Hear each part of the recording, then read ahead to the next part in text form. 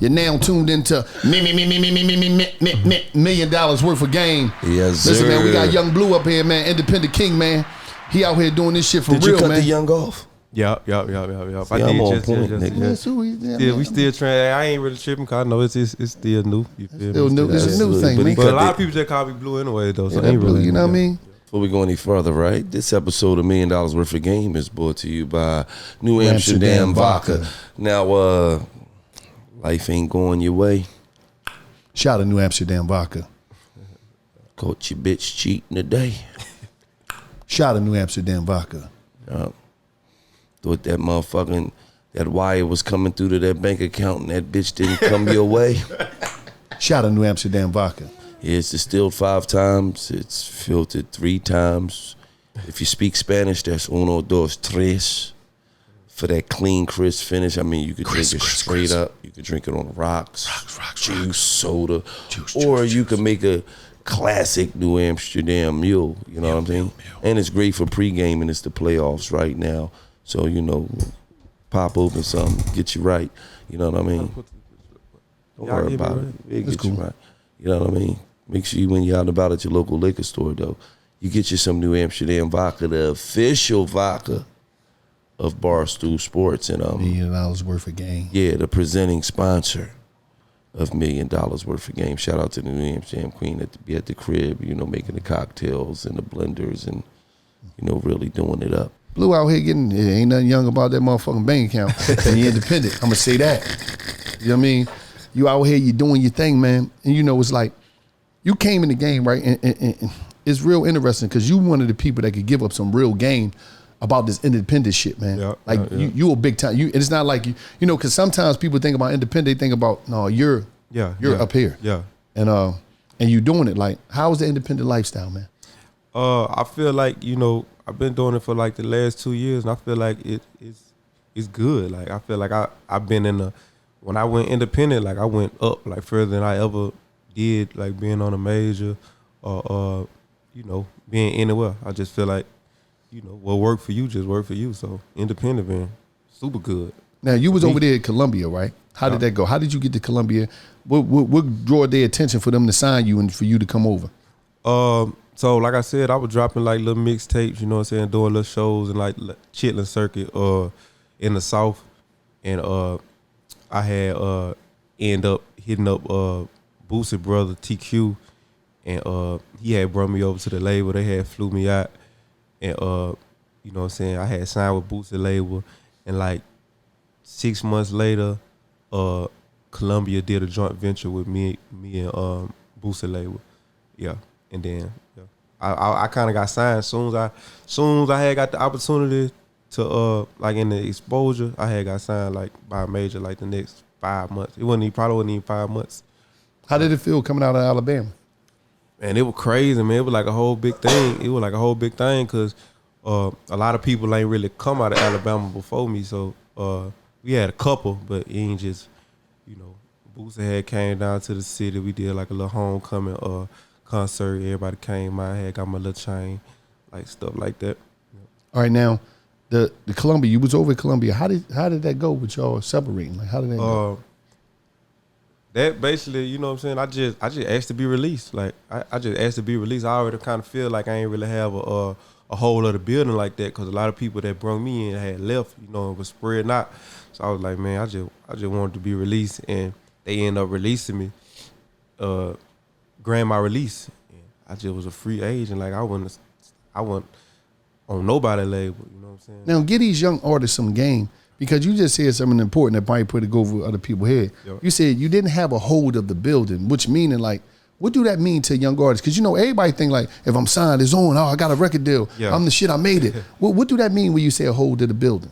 I say a hold of the building, like, I mean, the person that bring you in, like this person can want to sign you. They could be, telling the whole building about you. Young Bleu, he the one. You know what I'm saying? And they could bring you in, and then the next 3 months, they could be at Interscope. You know what I'm saying? Or they could be at another label. So now you stuck with people you don't even really know. You know what I'm saying? Don't believe in you like that person was pushing for you. So now you really just getting on the back burner, really. It's kind of like a football team. You feel what I'm saying? You know, you got a team, they ain't playing good, they ain't playing good, they ain't playing good. They might have just drafted this quarterback 2 years ago. He could be the second pick in the draft. Now they fire the coach, they bring another coach in. He not really set on this quarterback because he like, my fucking career ain't going down based off of this nigga. I didn't draft this nigga. He drafted this nigga. That's why he fired. We got to draft a new quarterback. I need a motherfucker that I'm bringing in that's I'm going to be responsible for. So a lot of times when you bring new coaches in, they bring the players in that they feel like fit what they got going on and what they want to get. You know what I'm saying? So it's kind of just like sports and shit. So now they grant your release. You get off. What happened after that? I had put out this EP. I had went to Empire. I was like, you know what I'm saying? I want to put out music, but I just want to keep building my fan base, just putting out music, how I was putting out music. So basically, I was, you know what I'm saying? I was doing it was a couple of labels trying to sign me. Like I said, I was messing with. 1 minute. You know. Did you go to Empire as an artist or with your own label set up? It was just as an artist, but when I did the deal, I had set up my own label within the process, you know what I'm saying? So I had a couple other deals on the table. Like, it was a crazy situation because I was just finna get ready to drop an EP, and it was a label coming at me like, man, we'll give you like 300,000. Cause I ain't gonna lie, I was kind of hurting at the moment, you know what I'm saying? You know he telling the truth too. He touched his pockets. Shit was tight. Just the memory of that shit, man. I was fucked up. So I was finna get ready to like take that deal. It was like 3 albums, you know what I'm saying? Like 3 albums type time. But then Empire was like, oh, we'll give you finna drop Friday? All right, well, you know what I'm saying? It was a number like a 5-song EP. It was like, all right, we'll give you that and put it out Friday. I'm like, for the one project? So I'm like, all right, you feel me? So they really stopped me from like doing something crazy for real, because I ain't even really know how the independent bag was for real. So I dropped that project with them. When I dropped that project, that when Your Mind Still was on that project, you know what I'm saying? And it just went from there, you feel me? And like all that happened within probably the span of like a couple months, you know what I'm saying? But as soon as I dropped it, like 2 weeks later, that's when the Drake thing happened, you know what I'm saying? So it was just like, as soon as I got off the Columbia deal, you know what I'm saying, I started making moves by myself, and that's when the Drake thing happened. I was fully independent when the Drake thing happened. So. How the Drizzy thing go down? So it's a Boogie, he from my city, DeMarcus cousin, he from my city. So, shout out to Boogie. Yeah. Boogie cousin. Yeah, and you know they close. So when I had dropped my EP, Boogie was just like, man, Your Mind Still, that more go hard. I can hear Drake on that. So I'm just like, yeah. Yeah, me too. Yeah, me too. I can hear Drake on anything. You feel me? So like, I wasn't really thinking like it was gonna happen or nothing like that. I was just like, man, send it to him. You know, just playing. But man, send it to him. See what he say. He was like, all right, I'm gonna send it to him, bit. So like a week go by, I'm just chilling at the house, just recording. I just look at my phone.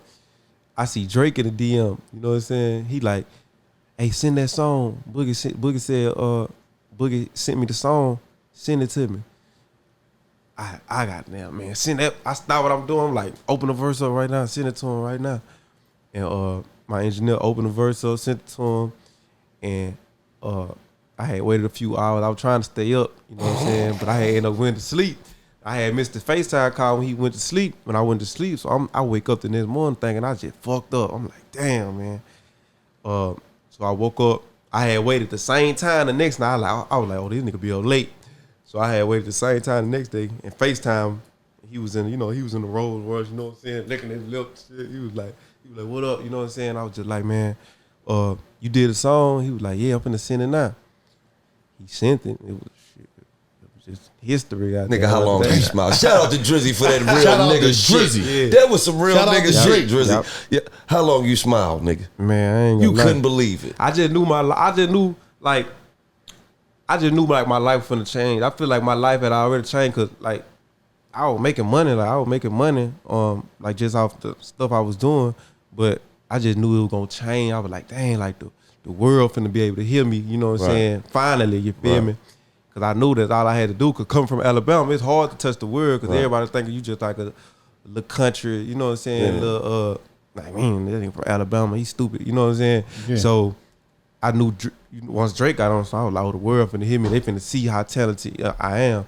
So I just knew my life finna change. So hell yeah, I was smiling. I was like, shit, hell yeah, shit finna change around this motherfucker. Absolutely. I knew I was just finna shit on everybody after that. Everybody that ain't believe in me. I was like, it came at the right time, but it's just crazy. That's why I said it's like the right thing, because I really felt like if I would have got that record while I was on Columbia, I really felt like I wouldn't have saw none of the money. Yeah. You feel me? Because I feel like, you know what I'm saying? I was just never gonna see it. I just knew I was never gonna see it or really reap the benefits for real. Cause I had like 3 more albums left with Columbia. You know what I'm saying? Yeah. So I would have still been in that deal right now. You know so once you dropped the joint out with Drake, I know it must have been the bid war jump off. Mm-hmm. How did that fucking go? Who offered? Like, what's the most money you got offered? I ain't gonna say no names, but how much? What's the most money you got offered? I was having bidding wars like between 8 and 9, like 89 million. Like 89 million. But I ended up taking less to go independent though. You said, I'm chilling, I'm gonna stay independent. Yeah. Because by then he already was here. He was if I ever they falling out. Yeah. He said, shit, I like this. Yeah. I just feel like if I was going, you know what I'm saying, it wouldn't even like much less. So I was just like, shit, I might as well I done did this independent. Why would I jump right back into a major situation? You know what I'm saying? When I could just build my value even more. You know what I'm saying? So now, like, it's crazy. And let me just say this, right? At a certain point as an artist, you got to look up and say, wait, hold on, they a major. They got a shitload of money. Yeah. I'm talking about they money is longer than fucking what is that, Madison Avenue in New York, nigga. They could paint the whole Madison Avenue with hundreds and still, and they offered me $300,000. And then the independent company, who they got some money, but they ain't got that money like that. They offered me $300,000. Yeah. But this shit was for one project, and this shit was for 3 projects. Yeah. For my life. So at the end of the day, it's like, it probably didn't make it that difficult to figure out who the fuck I'm going with, because you like, all right, even if they getting over on me, they still good people.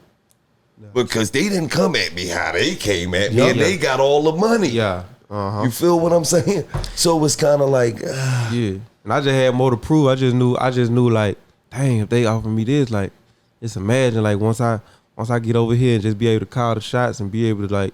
Then I was like, I'm gonna be priority over here. Like, y'all got Adele, Beyonce, you know what I'm saying? Right. Everybody, you know what I'm saying? Right. I ain't gonna be priority over there. So I could be priority over here. And that worked out for me, like being priority, you know what I'm saying? So I'm like, I'd rather be priority over here than be 5th string over here, you know what I'm saying? And it just worked out for me. I just end up, you know, just doing better. But like I said, everything worked different for different artists. You know, that's what worked for me, you know what I'm saying? And if I ever do another major label deal, you know what I'm saying, it's gonna be with me having leverage in it. So it's still gonna be like a partnership, you know what I'm saying? Absolutely. So people don't understand that it's not that the major label fucking you know what I'm saying? It's that shit you don't know yet. You know what I'm saying? You don't know like how to construct deals yet. You don't, and if you don't know, then they ain't finna say that. Yeah, they ain't gonna tell you. They ain't finna be like, you know what I'm saying? You should be, but that's why shit just changing now, because they know artists getting smarter. You know what I'm saying? Right. People getting more information, and you know what I'm saying? I feel like, and the thing that benefit the label, the big labels a lot of times is they be getting a lot of talent out of the ghetto who just be starving for opportunity and it's a couple dollars. You know, when you give a motherfucker 50,000 who ain't never had $3,000 at one time. Nigga never had $3,000 all at one time, and he come from nothing, and you offering him 50 to him. That's a lot of money. That's a super lot of money. To the label, that's like, we got the nigga for 50. We gonna kill him too. We got his life. Like, we got the next juvenile for 50,000. You feel what I'm saying? So it's like, you know, and then he take the money, and then he realized how fast you can run through $50,000. He like, oh shit. The more places you go, the more money you spend. Like, he like, this is not no money.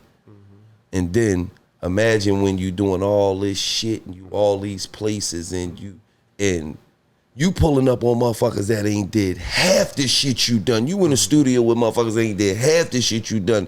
They like, no, that's my Rolls Royce outside. You know, my shit paid for. You like, sitting there like, nigga, what? Hey, a lot of those situations didn't came about too. Like I done literally been like, you know what I'm saying, around a lot of people that just been shocked like at the stuff that I have, like where I live, like house being paid for, cars being paid for, you know what I'm saying, and they like some of them bigger than me, like, right. You know what I'm saying. It's just that I would just be like, you know, I don't really even care about that. I'm at the point now for real though that I really just do it for.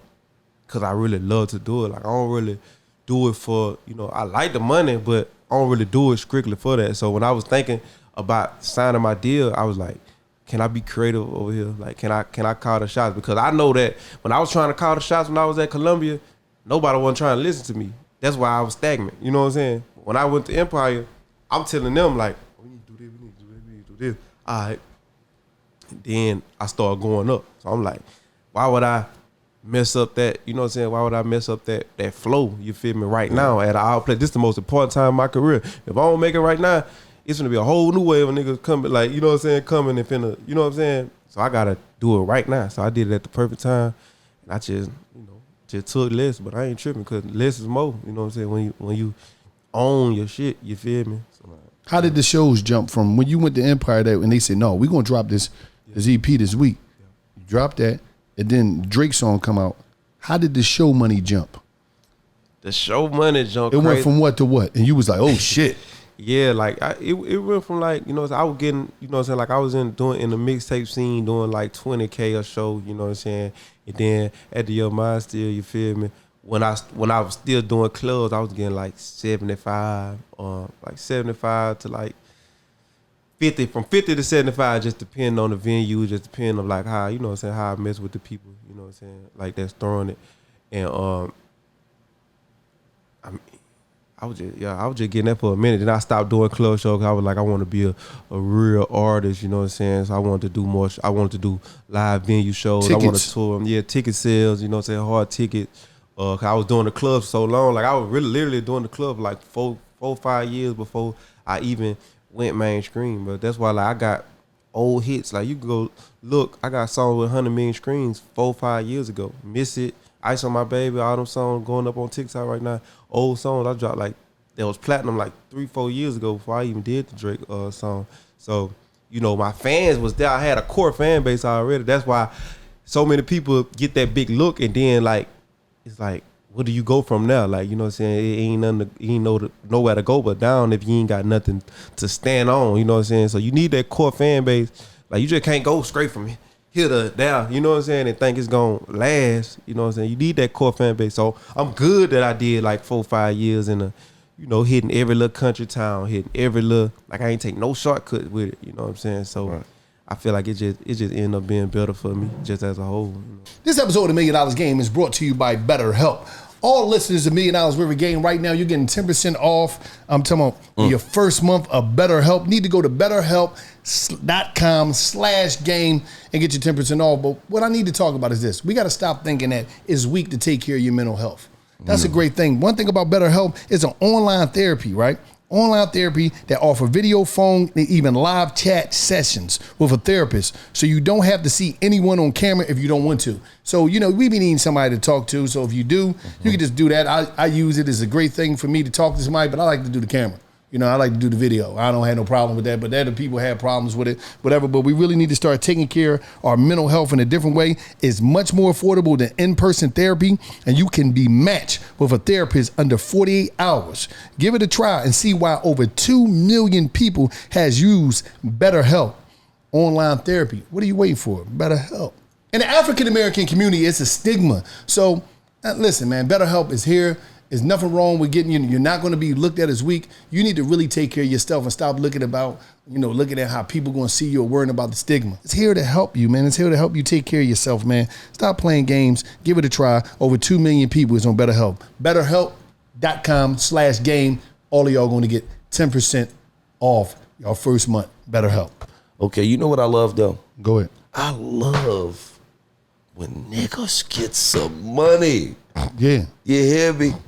Because the first thing they say when they get some money and they got goddamn a Lamborghini and then the other Lamborghini car and then a color them and the Wraith and then they be like, no, it's not about the money. It ain't about the money. That's when you know motherfucker got money. Man, that's when you know motherfucker like got some money. A lot of us just do. I feel like a lot of us just do that. Like I'm done with cars. Like a lot of us just do that because you gotta look at it. When you young, man, and you just seeing all this stuff that you always wanted, that you ain't never dreamed of getting. I don't care, bro. When you get them first little check, when you get that first bit of money, bro, you gon' act an ass, bro. I don't care what nobody say. You gon' act an ass. You know why you gonna act an ass? Because you gonna be like, you really proving to yourself, like, bro, you ain't no Donald Trump. You ain't grow up with money, bro. Like, you proving to yourself that it's like trophies. Like, when you come around the hood, it's like these trophies. Like, I made it. Now, you got to be smart enough to know when to stop now. You know what I'm saying?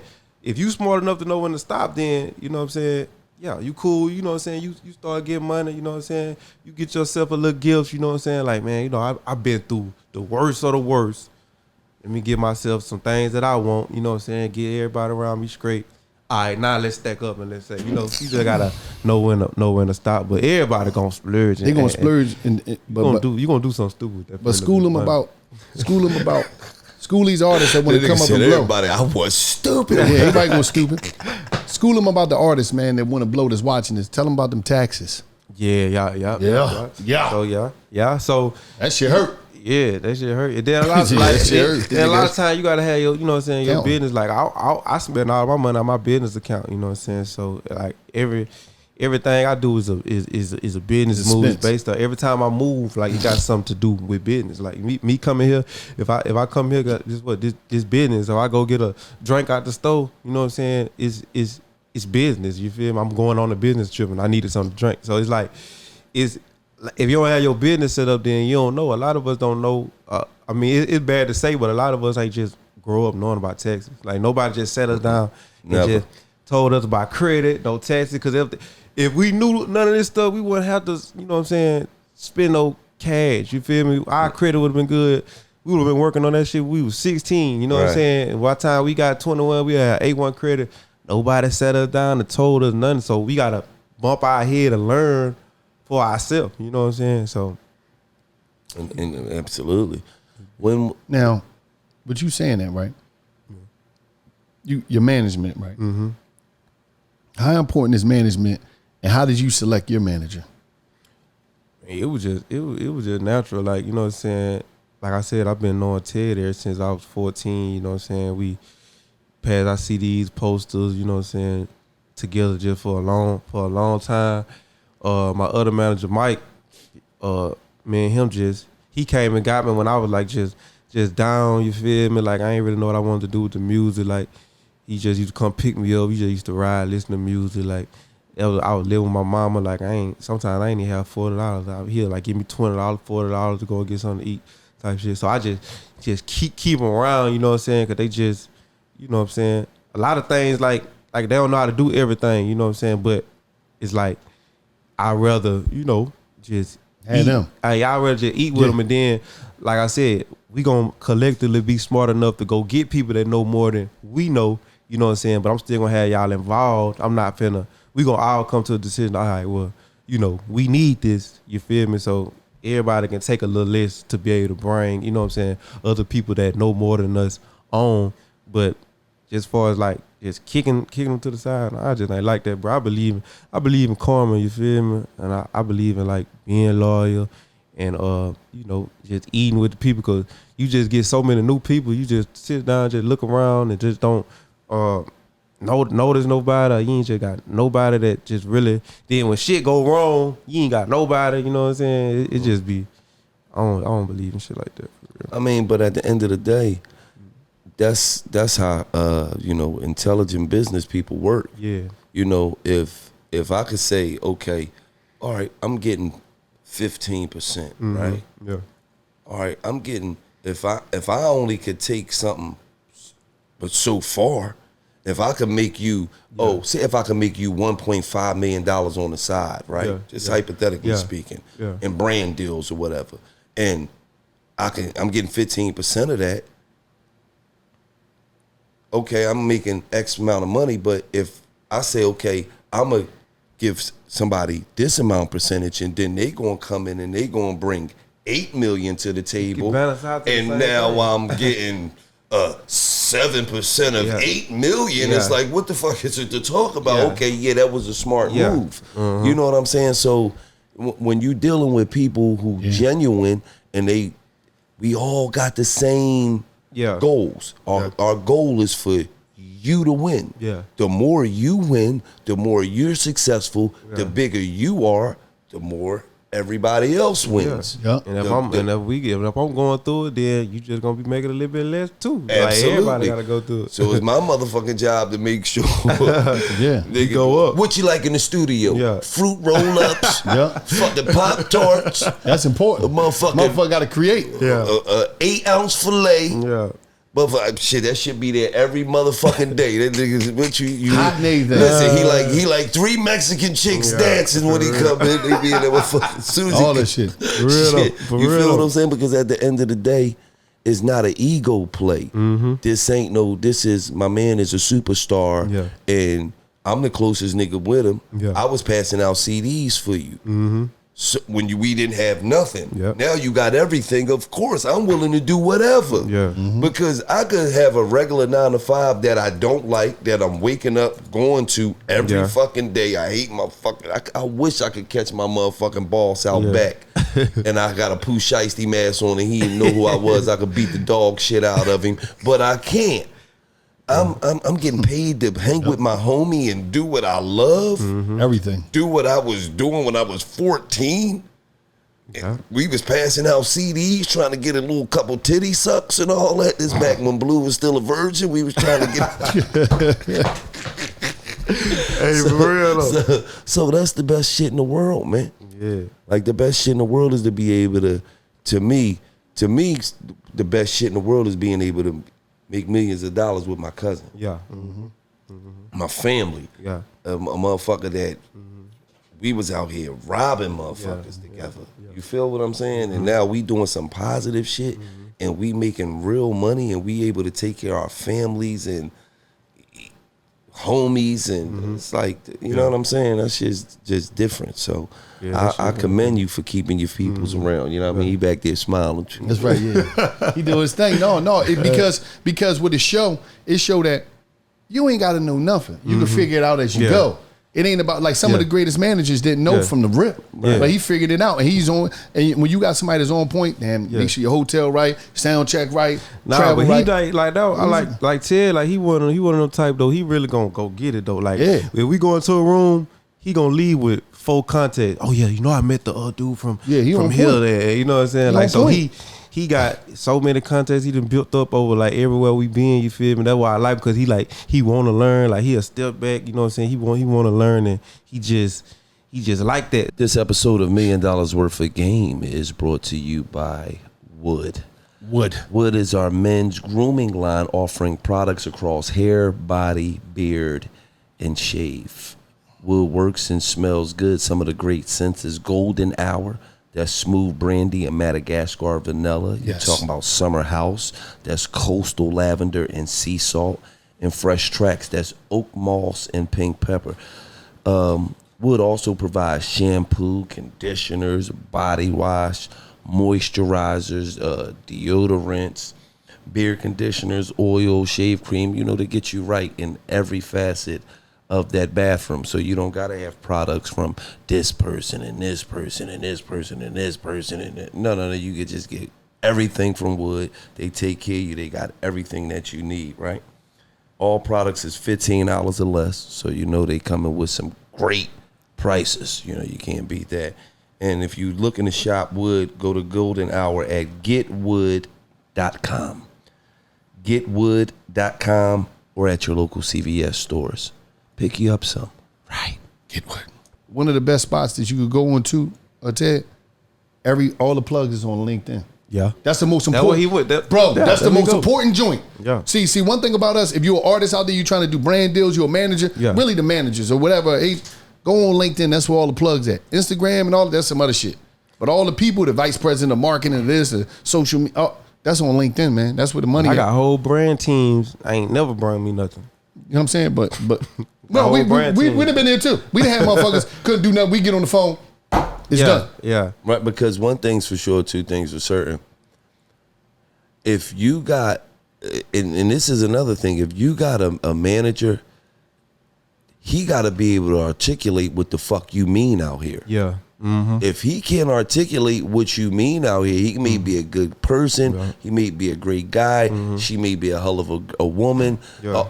If they can't get in a room full of white people, black people, brown people, green people, orange motherfuckers, and convince them that you the shit, that you the shit, and they need you, and they ain't got to really do that much convincing because you got proof of concept. It's like, then I can't because one thing I found out early in the game is, I had a manager and it was like, I would bump into motherfuckers and motherfuckers was like, yeah, man, I was trying to book you at the such and such, man, and I had X amount of money for you, but your manager such and such turned it down. I'm like, wait, that's really my manager, so this nigga ain't lying. I ain't even heard about it. You feel what I'm saying? I ain't never even heard about that. But a motherfucker working off of what they gonna take home. You feel what I'm saying? No, I want 12,000 and that's what it is. Motherfucker got 8,500. Nigga, I need that. Something's wrong with you, bitch. Did you just turn out 8,500 to come to a fucking club for an hour and a half and drink free champagne and talk shit on the mic?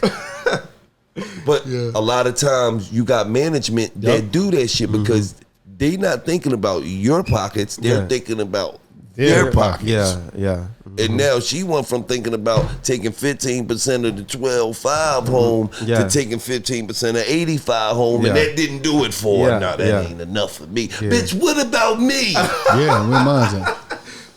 You feel so? Because usually the artists got way more bills, and then you know what I'm saying. We got, especially if you really care about your stuff, you paying for a lot of stuff. Like my label pay for a lot of stuff, but a lot of stuff I pay for myself, bro. Like you what? Feel me? Marketing, campaigns? Marketing. If I want to do something that sometimes I don't feel like hitting the label up trying to get them to believe in something, I just go do it myself. You feel me? I didn't make whatever from a show. I just go put it in. You know what I'm saying? I just go spend it myself. You know what I'm saying? So a lot of people don't see all the expenses that you occur when you really care. Like some artists just sit back, I'm gonna just let the label do it. If the label don't do it, fuck, I ain't coming out my pocket. I'll go. I ain't that type. I go spend $500,000 on myself right now and believe in if I want to work something to, you know what I'm saying, work something and y'all don't believe with it, or I gotta tell y'all too many times to believe in it, I'm gonna go do it myself. How much it take to get one song to go? How much money do you think you got to put into it for marketing and all that stuff, digital, to get a song to go to where though you gonna make your 500,000 back 4, 5, 6, 7 times? Now that's a difficult question because you know what I'm saying. Sometimes you may lose. You know what I'm saying. So I say you need about a good record in about 100,000. Like to, you know what I'm saying. If it's a good record and everybody agrees it's a good record and you spend 100,000 on it and it don't work, it probably just not be the record. You know all right, where do you put that 100,000? Just for the people that's listening, you know, they trying to get some game. Where would you put it? Okay, so all right, a lot of people don't know, like me, and not just me, anybody could do this. You go on YouTube, when you go on YouTube and you search something and you see other stuff popping up, you know what I'm saying, them ads, you feel me? So YouTube is like the new radio, you know what I'm saying? Yes, sir. Radio still big, but it's either you listening to something on YouTube or you listening to something on the radio or you listening to Apple Music or whatever. But YouTube, you get a video on YouTube, like you put money behind ads, like not like no 1,000, no 1,500. That ain't gonna get you nowhere. Like the same amount of money that you put in shooting the video, if you spend 25,000 shooting the video, put 25,000 into marketing it, because you can have the best video, but nobody seen it. Right. You know what I'm saying? And a lot of times, that's what artists don't, they just need the exposure. People got to see it. A lot of times you'll drop something and people don't know it's out. You know what I'm saying? Right. So if they seeing it, the more they see it, they're like, oh, it's out. Now it's gonna affect your streaming numbers. It's gonna affect everything. So people got to spend more money into ads. Like people just think it's enough to just post on Instagram. You know what I'm saying? Because you can have 500,000 people watching this Instagram video. You know what I'm saying? But how does that correlate to, YouTube and the places where you making money? You feel me? Right. So I spend a budget on YouTube. Twitter ads, you know what I'm saying, Instagram ads, you know what I'm saying, just anything that make people see your music, you feel me? I don't really spend too much on producers. Like I don't really I'm not trying to go get the best, biggest producers, be spending all that money, you know what I'm saying? I learned how to produce myself, you know what I'm saying? You just gotta, especially when you're independent, you gotta learn how to save money on things that make you look big and spending on stuff that's gonna make you big. Because if you spending it on stuff that's making you look big, then you just looking. It's just a look, right. But nobody knows you in real life. You feel me? Right. That's one of the things. Like I'm bigger in person than my social media. Like a lot of people, like my social media is straight because I don't really post. If you don't post a lot, the algorithm fuck up all type of shit. But in person, like people really know me. People really fuck with me. You know what I'm saying? Right. So I do 21 million screens a week. You know what I'm saying? Just off. If I don't got no music, I'm gonna do 21 million screens a week. I got my Apple artists, my Spotify, my YouTube, everything. You know what I'm saying? All my Apple artists shit. And I got 8 platinum records, you know what I'm saying? Right. So I did $1 billion on YouTube. I just did $1 billion on Apple Music. Talk heavy, I'm almost $1 billion on Spotify. Damn, all that ain't just come from your mind still, bro. I've been putting in work. No. You did 1.1 billion on YouTube. Look at the numbers right there. That's YouTube Music. That's the app you go to. You see? Oh yeah. You see all your numbers. See, we up on everything. Yeah. Because and you got 1.7 million. 1.7 million subscribers on YouTube. Yeah. And you did that many. God damn. Yeah. Man. And I done built that over like a little minute. And some of my videos got posted on other sites, though it ain't even counted in that. It got like Miss It got 120 million views. That was posted on the live mixtape site. So I can't even count that to my channel. Right. So that's another 100 million. I got other songs that blowed up on other people's channel that got hundreds of millions. You know what I'm saying? So it's like, yeah, bro. I mean, at the end of the day, just the reality of it is we do our homework. Yeah. Over here at $1 million worth of game, and we knew you. We know you this shit. Yeah. Yeah. You know what I mean? Because it's everybody in their month trying to get on this motherfucker, and we reached out to you. Yeah, for sure.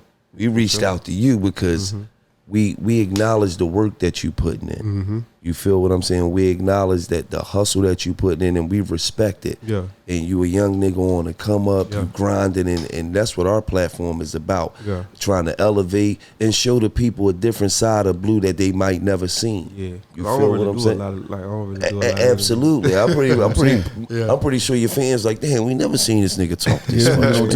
That's what's up, man. He was really breaking it down, giving out some game. You gonna see him in the comments. They gonna be saying that because you really educating the youth about how to do a lot of shit and how to be successful. You know what I'm saying? And that's what $1 million worth of game is about. Guidance, intention, motivation, and education, man. And we was at your motherfucking show last night, nigga. Stupid. Yeah. I thought I was old Blue for a second. You know? Yeah, it's going stupid. Yeah. I know the nigga was back there like, man, look at this. Yeah.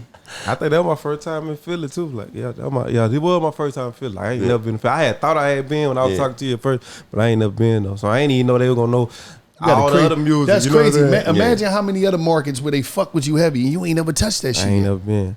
I just did, like, when I dropped Moon Boy, I just had did my first real tour. Like, I had did the first real tour, so I'm on my second tour now. Like, I really feel like on the mainstream level, I ain't got #1 album. I ain't even counting like on the mixtape. I ain't really got #1 album for real. Like on just the mainstream level, I hit billboards and when I dropped and stuff like that. So I'm like 1 album in, and I done did, you know what I'm saying? So shit, it's other people got 8 albums out, you know what I'm saying? So I'm just trying to, you know, just keep doing what I'm doing at the trajectory that I'm going, and just see where I end up. Where I'll probably end up Sign. If y'all see me signing a major deal soon, it's gonna be about 40 M's. Like, Yeah, fucking right. Welcome to another episode of $1 Million Worth of Game Business Spotlight. Today we got my man Billionaire B. Bryant, man, listen, Mannequin Inc. What he do is he's a power player in the event space. He ready to get y'all $1 billion worth of game in the event space. Listen, man, listen to this young brother. This young brother is not playing games. He told me, wow, I'm gonna teach everybody how to start an event space with no money. How you gonna do that, B? Bro, it's so simple. The thing about it is that a lot of times people overcomplicate the process, bro. There's so many plays. Good credit, bad credit, no credit, man. I mean, let me know when you want me to run it. Run it. I want to hear it. I want to run it. What, man? Listen, yo, one of the biggest things y'all got to understand, I started in this event space game when I was like 22 years old. I didn't even know nothing about credit, right? So the biggest thing that you can do, right, is there a website called propstream.com. PropStream, you could get in contact with abandoned property owners. You hit up one of these property owners, be like, yo, look, listen, I see you haven't been rocking with your property in a little bit of while. This is propstream.com, propstream.com. Hold up, and what do PropStream do? So propstream.com, you can basically, like, a lot of wholesalers or real estate people use it. You can skip trace and find people. Like, you can find the owner of this building right here. Say, for example, this building is abandoned. He not rocking with it right now. You can say, hey, yo, look, listen, my name is Brian. I see you not using your property right now. I'd love to go in there. I'll rent it out for you, do all the work, and we'll just split the profit 50-50. Now you just got an event space free of charge. No credit, bad credit, whatever the case you want to be. They don't even know you from a hole in the wall, right? But you got to obviously put the work in. Now, if you say, for example, you got decent credit, right? You got decent credit, right? You got, say, for example, you got a 680, right? You want to start building relationships with these credit unions. I'm talking about the Navy Fed, the Key Bank, the Truist Bank, Citizens And is Bank. that business credit or regular credit? So if you don't got so if you don't have a business, you can't be establishing business credit like that. So you most likely gonna have to PG for it, but that's okay. Once you get your foot in the door, it's easy. PG right? meaning what? Personal guarantee. All right, bet. Right, so bet. So now, say for example, you got a decent credit score, whatever. You want to start building relationships with these banks. Me personally, I always do like 100. You know, you get the Key Bank, the Navy Federal, the Truist Bank, the Alliance Bank, all these banks. You put $100 here, $100 here, $100 there, whatever the case may be. Right, cool. Now you're moving. Now, say for example, 30, 60 days going to elapse. Now you're gonna say, yo, look, listen, I want to get a loan with you. I want to get a business credit card with you. The Navy Fed gonna throw you 9 bands. Now, if you want to move over to the credit cards, when I was first in the game, right, I was barely 18. I got an American Express everyday credit card. They gave me 9 bands. Now, say for example, you're just rocking with those two. That's $15K. Off an event space, average moving cost is 1 month rent, 1 month security. Say for example, the space is $2,500. Oh, now, $15K. You said two. You said both of them giving you 9 and 9. That's 18. No, he's saying 9. 9 and 8. Yeah. Oh, that's the 17? Yeah. Yeah, okay, there we go. Buffalo. Yeah, I wasn't the best in school, bro. So yeah, say for example, that's $17K right there, right? Cool. Now for the moving cost, it's gonna be on average 1 month rent, 1 month security. And now y'all know we live in New York, it's super expensive. I've seen prices in other states, $15 a square foot, $16. People are literally getting 4,000 square feet for $2,500. So say for example, the moving cost, right, is $2,500 to $2,500. Remember, 1 month rent, 1 month security. That's only 5 bands. You just got $17K off the business credit play. Even if you had to PG, right? You just got $17K. You hand the landlord $5K. Now what you do with the space, you do a minimum viable product. This is something I teach all my students. You do a minimum viable product. You're not going crazy. You're not putting your emotion into the space. You're not getting the fancy floors and the walls and things like that. These are the 3 key things you do. You get good wall, get good paint, good flooring, and good lighting. You get Amazon lighting off the ripski. Easy, done. Right? So now once you do that, now a lot of people, they always have problems with the location. This is my secret script for getting approvals from the landlord to say, hey, yo, listen, I want to get my event space. You tell them, I have security at every event. We don't go overnight. We don't sell liquor, and we're fully licensed and insured. That will dramatically increase your chances to go and get an approved for your space, right? So now we back at the build out. We're doing a minimum viable product. We're putting no more than say 5 bands into that spot. You already got 17. You just handed over 10 bands. You still got 7K in your pocket, right? You're gonna put that into marketing and advertising. How do we do marketing and advertising? How do we get the space popping? This is a gem that I really only teach my inner circle, but I want to give to everybody $1 million worth of Come on, right? give it up. You want to use this website called littleyellowletters.com, right? You could do the same thing with USPS direct mail, right? So with littleyellowletters.com, what you can do is you can literally find every single residential and commercial address in a particular zip code and send them mail directly to your house. So this is the play, and this is what you do, right? You go to them, you send them a letter, you make it look like it's a family-owned business. It should be a family-owned business, but even if it's not, whatever, or it's just you, make it look like family-owned business. Hey, what's going on? My name is Brian Waldron. I just came into the area. We have a brand new event space. I would love to invite you into an open house. Put that on the postcard. It's going to land directly in their mail. Put the phone number right there. Boom, you got people coming out the door. Crazy. I'm talking about, so how many do you usually send? Like if I go in there, how many, you could put as many like addresses you want, like how do it go? Yeah, so I typically create the postcard on their website. You can, yeah, or you can just upload your own on like Canva, Vistaprint, whatever the case may be. USPS direct mail will do the same thing for you. But mind you, this is after you've done everything, no money out of pocket. How much that costs? So on the low end, you could do that for like $600. I have more venues, so I put like 1,500, 2,000 behind it to get all those letters out. But the return is insane because imagine you're sending that to, imagine most event spaces do best in urban neighborhoods, like people like you see like bigger cities, things like that. But everybody's having parties everywhere. It's a need-based business, right? So say, for example, you send this out to 2,000 addresses or whatever the case may be. That's 2,000 people. They get a letter directly to your nail. They're not on Instagram. They're not on social media, whatever the case may be. That's right in their hand. Oh, damn, wait, they just got a brand new event space in my area. Let me go and call them. You cut past all the distractions. That's how you fill up your open house. Right. And another thing, too, that a lot of people are not doing with the event spaces, they're not recording people's email and text numbers. We use a platform called Acuity, ACUITY. We use a platform called Acuity, where every time somebody makes an appointment to see your spot, you're recording their email and text. Now I'm remarketing to you. So now I'm going to use a Zapier, I'm going to use a Zap, and I'm going to go connect that with my Textedly, which is a text app, with my MailChimp, which is a mail app. And now, even if you book or not, I'm emailing you every single day. I'm texting you every single day. I got emails and texts going out every single day. That's where you do $150,000 a month. You got to be in people's. If Target emailing you every single day, I'm emailing you every single day. Period. Yeah. So you mean to tell me, like a lot of people don't know, you doing real numbers. You talking about 150 a month.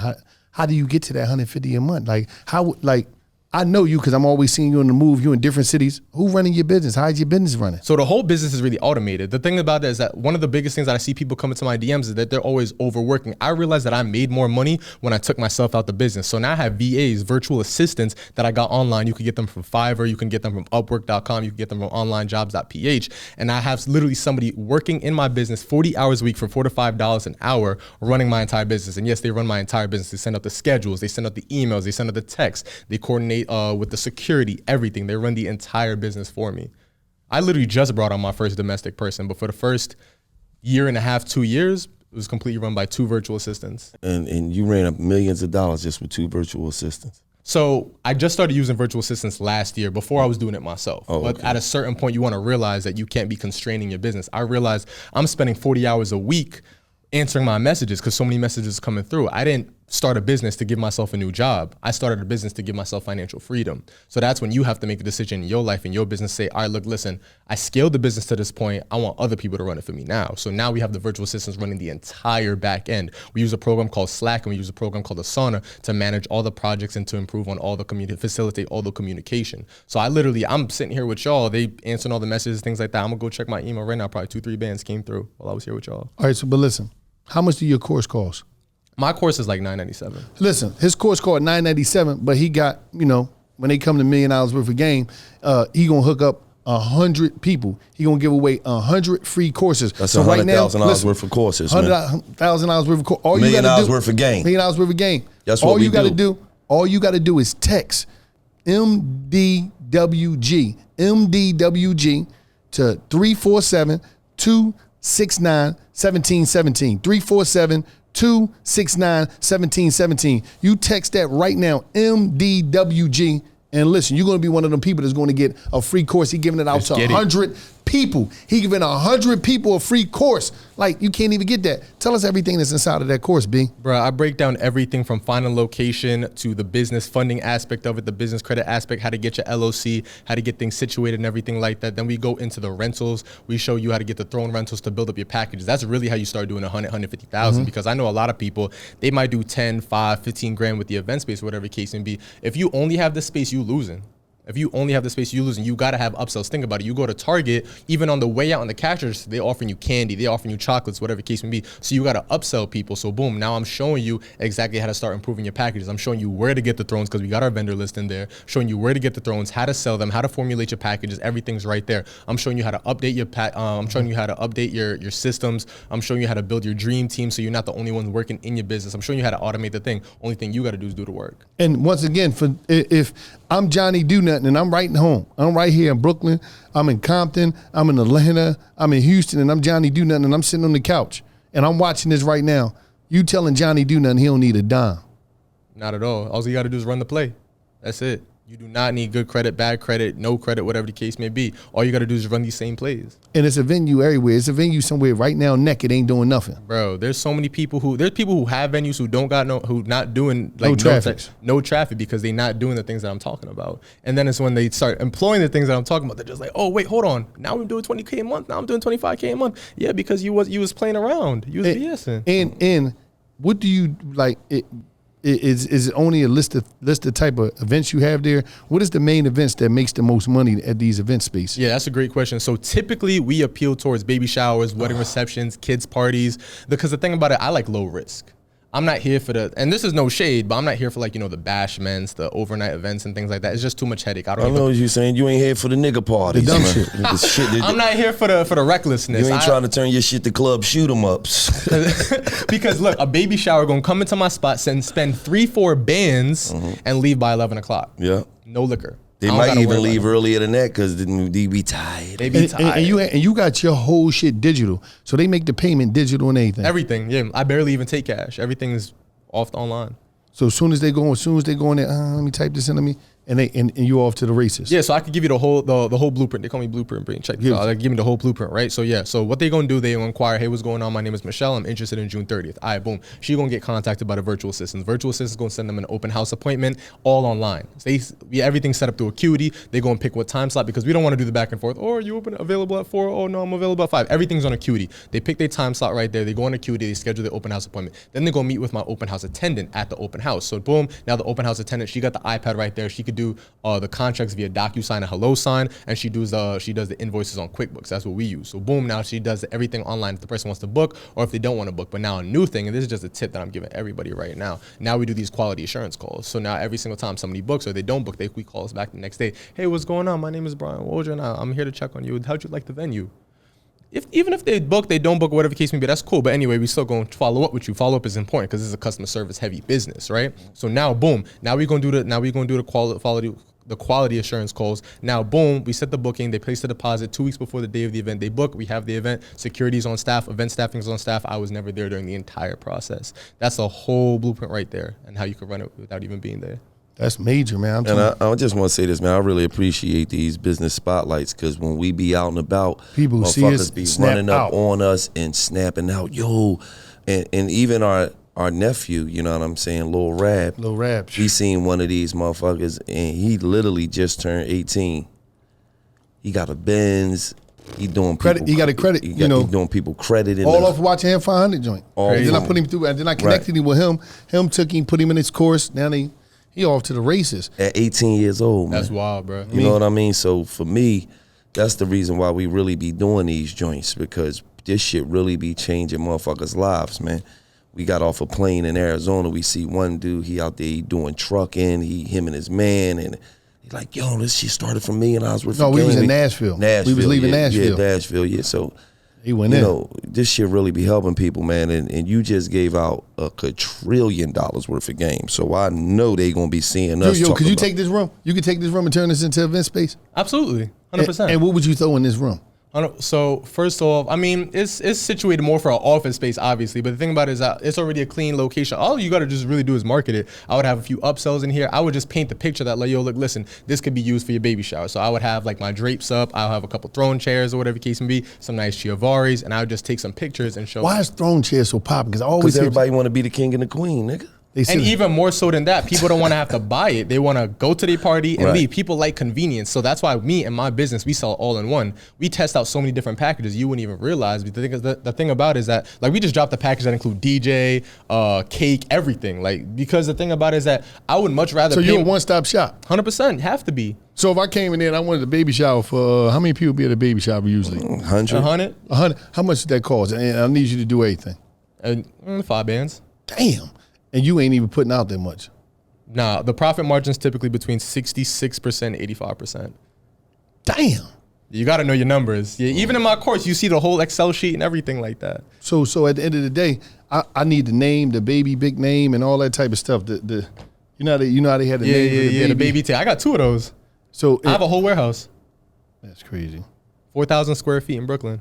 That's crazy, man. Like, man, you listen, man. B, you killing it once again, man. Billionaire B, y'all need to get with him right now. Listen, he giving out 100 free courses. 100 free. Right now, you need to text. Wait. Let's put that into perspective. He's giving out $100,000 worth of courses and free information. They're going to get it back on one event. For you to make some fucking money. You. Call his fucking number. Right now, what you need to do is you need to text his number. You need to text MDWG 347-269-1717. 347-269-1717. Listen, man. And follow Billionaire him too. B, Mannequin Inc. He's not playing games. Event Space. Get in the game right now for no money down. Once again, text MDWG to 347-269-1717. 347-269-1717. We're going to open up some event space. And that was $1 billion worth of game. Man, you talking from Billionaire B. Listen. If when we get off here, nigga, we opening up our first joint. What's going in, man? $1 million worth of game,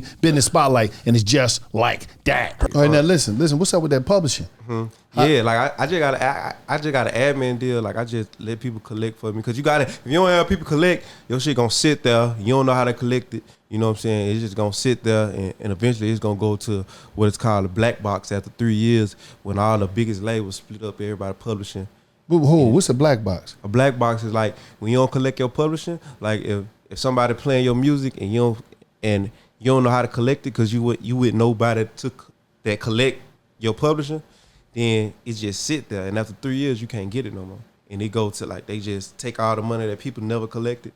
Like if you made a song right now and you probably won't even think about no publishing, you just put it out.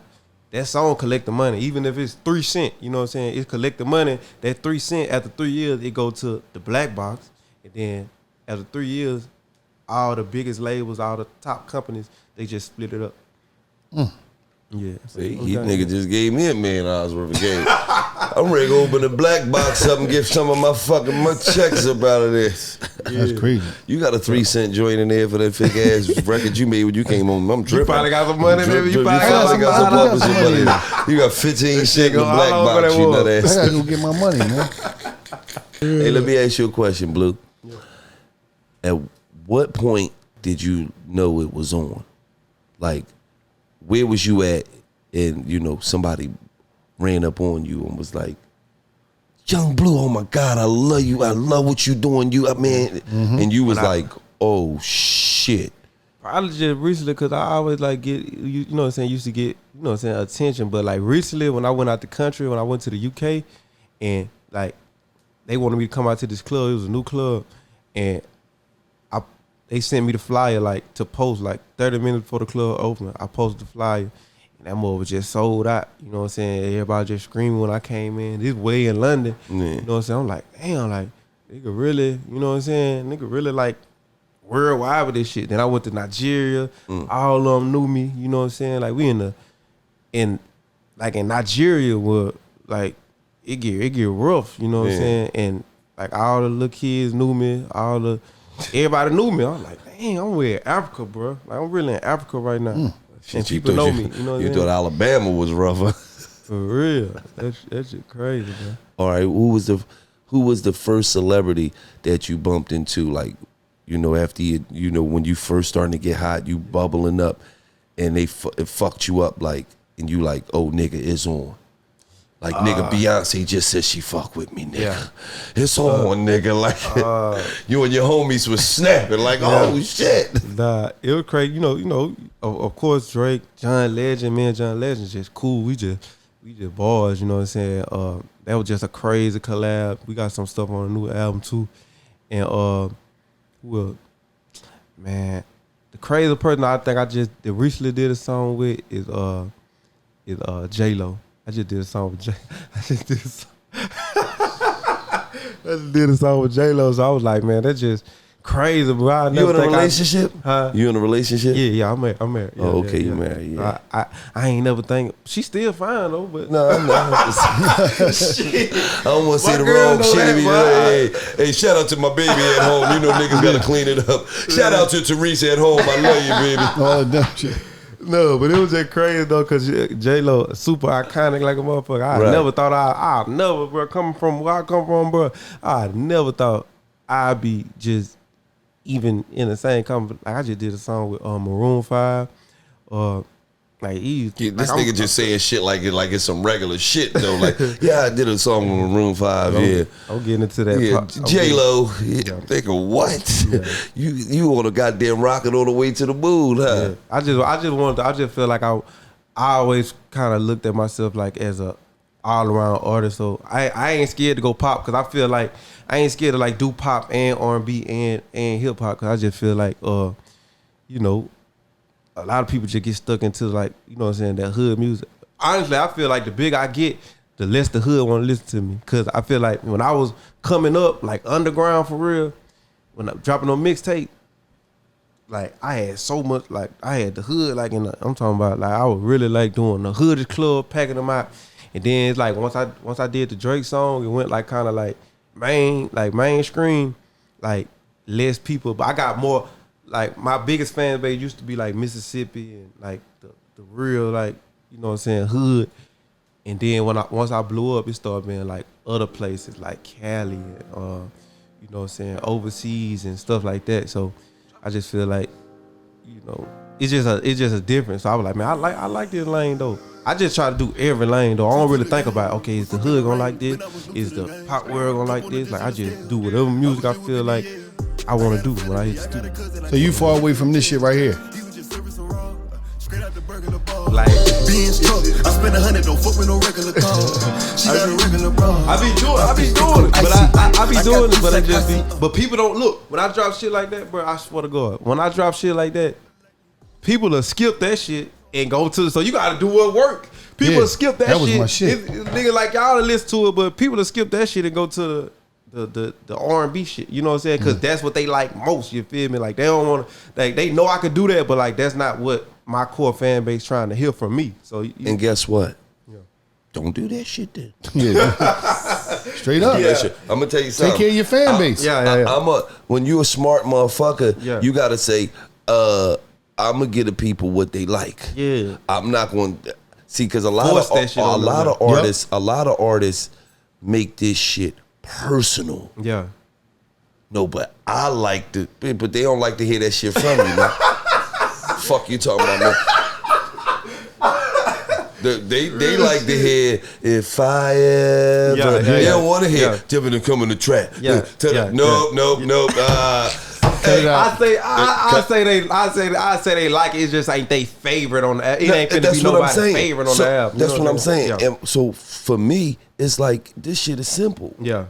If we throw music out there for the fans to like it, if they gravitate to a certain sound, a certain vibe I give them, why the fuck I'm trying to force feed another vibe on them? I'm not. No, I'm gonna run this vibe the fuck out, and then I'm gonna reinvent myself. Yeah. But this vibe might take me to 10 million fucking copies. Yeah. You think I'm gonna keep fucking the chorus up because I want to give them some shit that's personal to me? Scooby doobity bop bit, hoobity doobity. They don't want to hear that shit.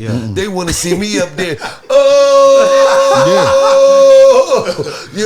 Bottom lip shaking and everything. You feel? Fuck that. That's what I'm gonna do. Being the first, like the, you know what I'm saying, the type of songs that blow up from you that's what majority of people hear. So it's like, you know what I'm saying. But like people who do listen to a whole album, you know what I'm saying, they know what you could do. It's just like the songs, like people like them songs, but I wouldn't go put $500,000 behind that song and push it, even though people love it. You know what I'm saying. But I know that I'm gonna be smart and be like, okay, I'm gonna do that way. I know that one gonna take me further. You know what I'm saying? So it's just, you know. And now you got a pulse on this shit of what worked for you, what they want to hear from you, what kind of can, you know what I'm saying? And then it's like, I got them type of records on here too. And if one of them just so happened to pop, shit, all right, let's go. Yeah. You know like when I do shows though, that's why I like doing concert shows, like venue shows, cause them be your real fans. They come, they gonna know everything that you play. Like when that like a movie that I play, like they know all that. Like when I perform that, like at my shows, whether it's 1,500 people, 2,000 people in the building, like my fans, they gonna know any song I play, and that's like be the different energy. Like the club, like it's just anybody who wanted to come out that night. You know what I'm saying? Anybody don't even know you. Like, man, we gonna go to the club tonight, Blue, man. All the hoes gonna be in there. You know Absolutely, nigga ain't never listened to your shit. Feel me? Nigga ain't never listened. So that's the kind of the difference. You get more energy and more motivation when you go do shows like. When people got your merch on, people got posters of you, people love you, love your music, you feel me? So it's just different. What's important? How important is that merch?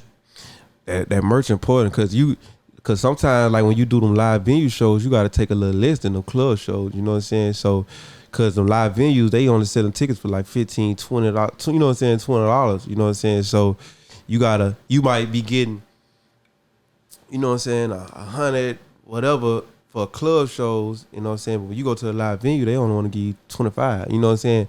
But you doing 30 dates back to back, you know what I'm saying? So you probably be taking a lot. You probably don't, if you want to do a real set, you want to have your lights, your smoke, and stuff that's going to give people a real show and not just coming out, you know what I'm saying, singing on the mic, then you probably be run through that whole 25. So now it's merch. And if you want to do a after party hosting, that's where you're going to make your money at, you know what I'm saying, on tour, you feel me?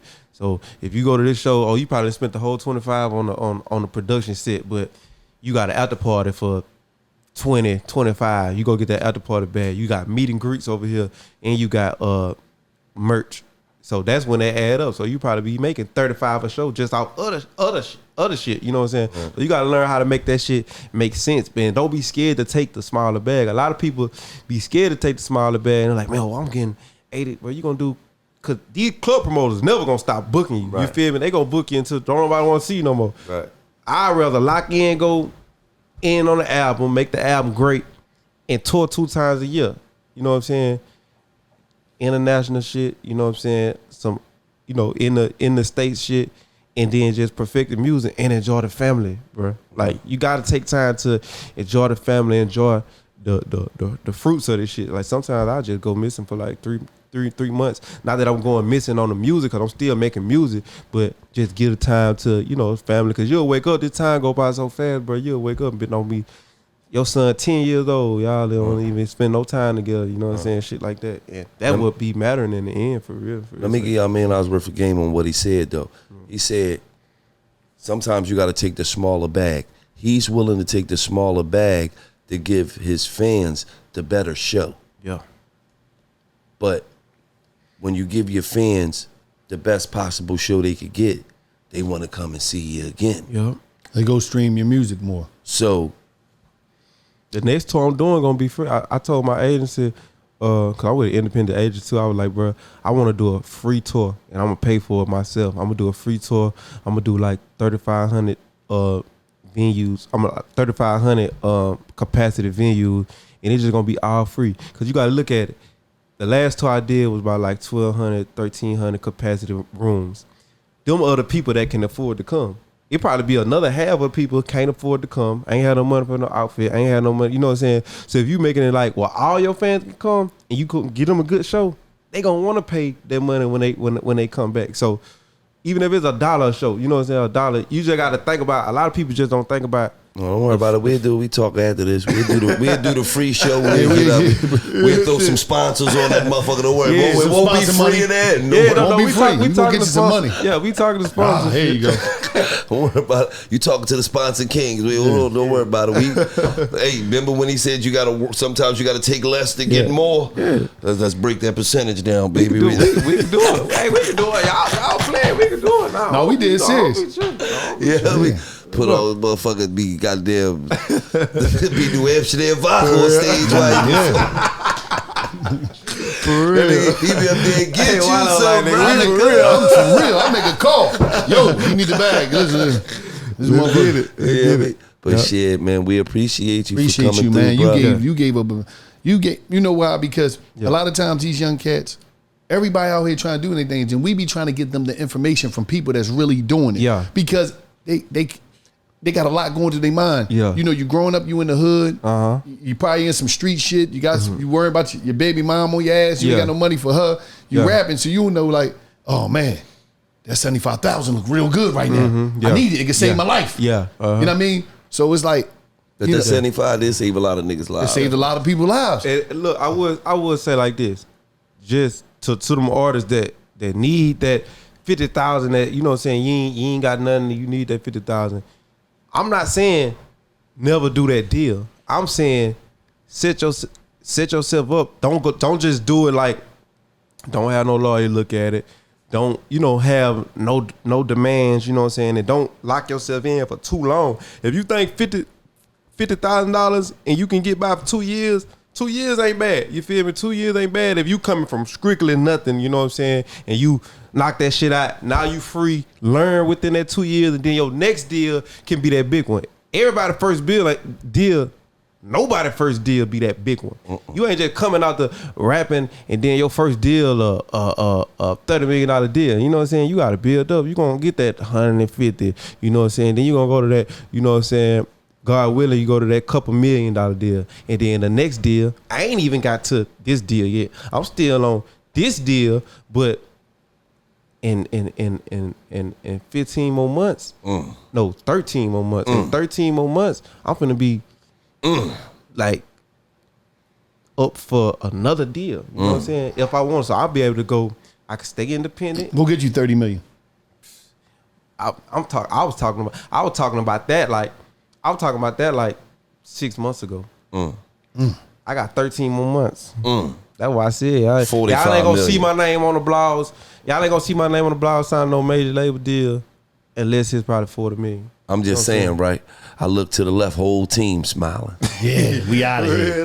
Them niggas like this. And I ain't even saying that to brag. I'm just saying like I really work for that though. Like it ain't just come overnight. I really work for it, and I be feeling like shit. If I don't get that, then y'all don't believe me. Cause I know if y'all give me that, y'all ain't gonna play with me like y'all did before. Cause y'all was playing me because y'all only gave me 150, and y'all wasn't in nothing. Y'all gonna give me that 40.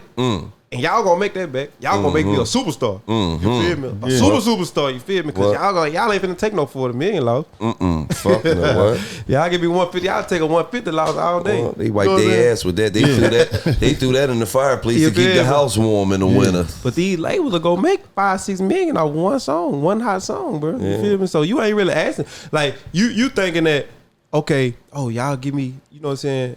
If y'all give me, just say each album you making 4-5 million. That's just that year, bro. These people own this shit forever.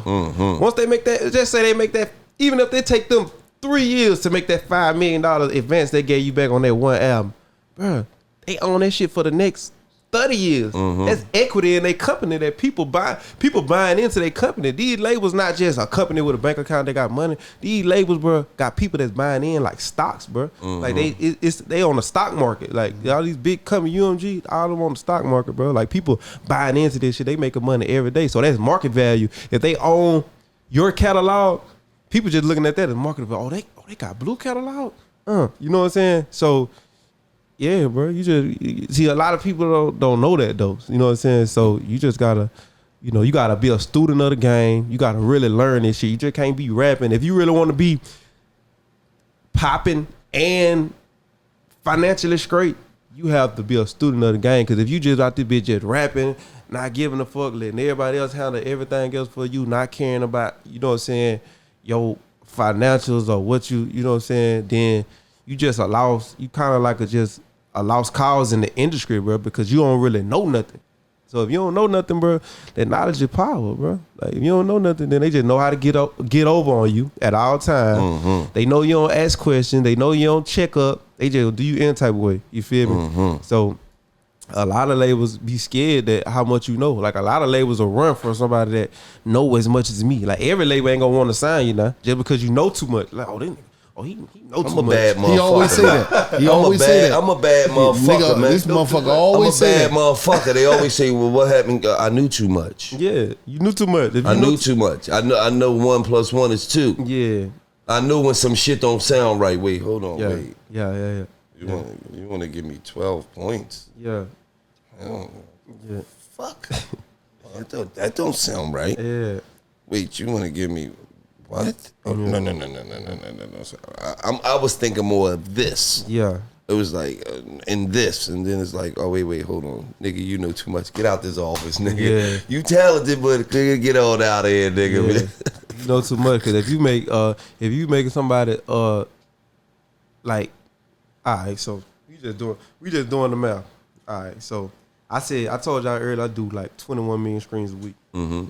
The normal for like Spotify, Apple is like 3,700 to like 4,500 in between there. We just gonna say 4,500. 4,500 times 21. That's $94,000.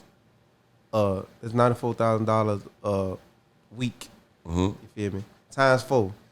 That's $378,000 a month. Mm-hmm. Times 12. That's 4.